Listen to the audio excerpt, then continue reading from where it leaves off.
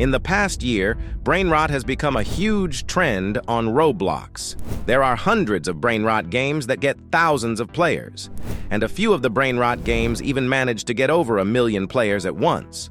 Right now, the biggest game, not only on Roblox, but in the entire world, is Steal a BrainRot, getting over 25 million players at once.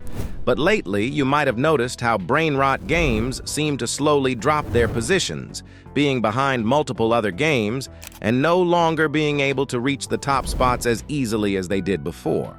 The fact that Steal a BrainRot doesn't get as many players as it did during its prime time is pretty normal, but even newer games like Escape Tsunami for BrainRots seem to be dropping quite fast in player count. And on this topic, you might have even heard some people saying that Roblox is dying because the player count is slowly going lower by every month lately. And while it is true that player count is slowly going down, the reason is simple: it's a hype wave. Comparing the player count from today and exactly a year ago, and you'll see that it actually went up by a decent bit. And the huge increase in player count happened due to Grow a Garden, Steal a BrainRot, and even 99 Nights in the Forest. These 3 games are also the only ones that managed to get over 10 million peak players so far. All 3 had a huge effect on Roblox and even outside of Roblox. But the game that had the biggest effect is Steal a BrainRot. While it did not create BrainRots, nor was the first game to use them, what it did is popularize the usage of BrainRots. So out of the 3 top games, it had the biggest effect and pretty much created the BrainRot trend, which is why so many BrainRot games exist. And obviously, just like any other hype wave, it's not here to stay forever, and that is what is happening right now. The BrainRot trend is slowly losing its popularity. Well, actually, the BrainRot games were already slowly going down like 3 months ago. What happened is that the Escape Tsunami for BrainRots game released, which sort of created a new wave of BrainRot games. Escape Tsunami for BrainRots very quickly got nearly 5 million player peak at one point, but as you already know, the game is already losing quite a bit of players at a pretty quick pace. At this rate, it might go below 100,000 before April, and this reminds me of Plants vs. BrainRots, which also got a lot of players really fast and then started to lose those players pretty fast as well. But anyway, basically most of the new BrainRot games have the same kind of gameplay. You upgrade speed or just something that boosts your character, get BrainRots, get more money, rebirth, and repeat. The difference is just what prevents the player from getting the said BrainRots. Otherwise, it's basically the same thing. And the main reason why the BrainRot trend is slowly losing players is simple: the kids are getting bored. You know how kids basically play anything at this point? At least that is the feeling I get after seeing some of these BrainRot games. Well, they might play these games, but they won't stay for too long. Just like most other games, they become repetitive after playing for a while, and so the kids in this case just want to play something else. And at this point, even admin abuses won't make people return, because even admin abuses just do not feel as special since they are being ran everywhere every week, sometimes more than once a week. And I earlier mentioned how most BrainRot games are just copies of each other. Well, that does not help the BrainRot trend that much. So imagine this.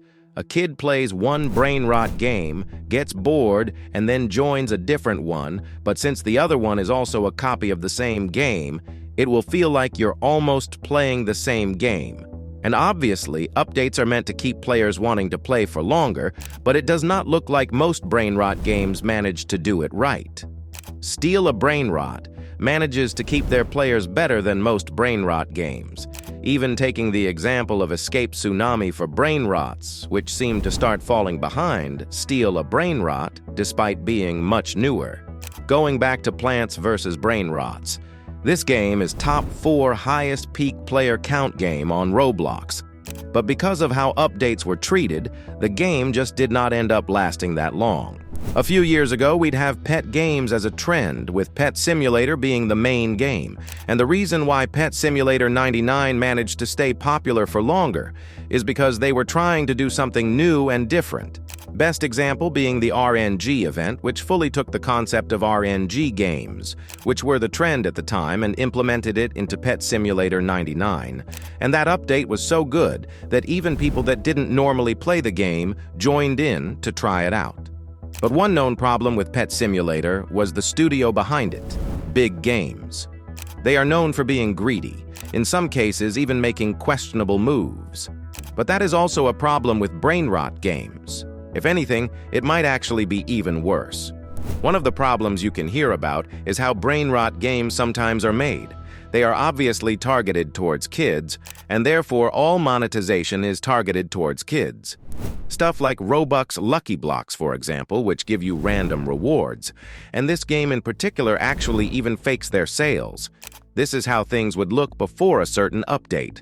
And after the update, everything was kept the same, just the little red number was added, and faking sales like this could even allegedly be illegal.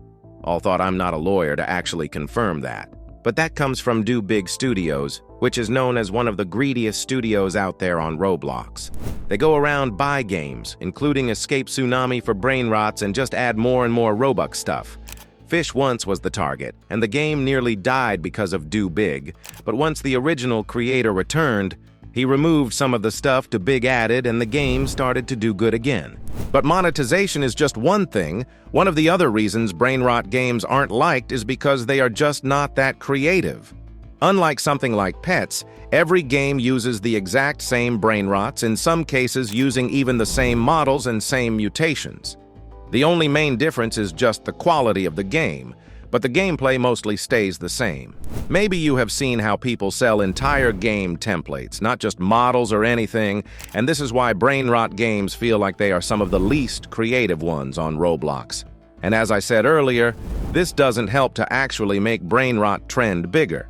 To a kid, just like anyone, every game will feel the same. So if they are bored of a specific gameplay loop, they just won't enjoy any game similar to it, and in this case, there's hundreds of the exact same games. There is actually data showing how popular BRAINROT games are and how different the stats are compared to last week. And as you can see, there is many more new BRAINROT games, yet the total player count is barely going up, and average player count is only going down. And you might wonder, since we had Escape Tsunami for BRAINROTs create a new wave of BRAINROT games, could there be another one? Sure, but even if it happens, it won't really last that long, and it will go back to dropping down again as seen with the said Escape Tsunami for BRAINROTs.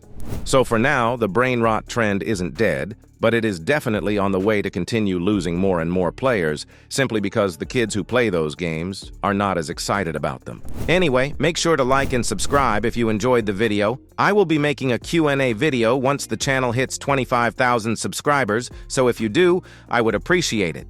You can watch one of these videos while waiting for a new one. They are good too. You can play our game or join my Discord server with the links in description, and I will see you soon.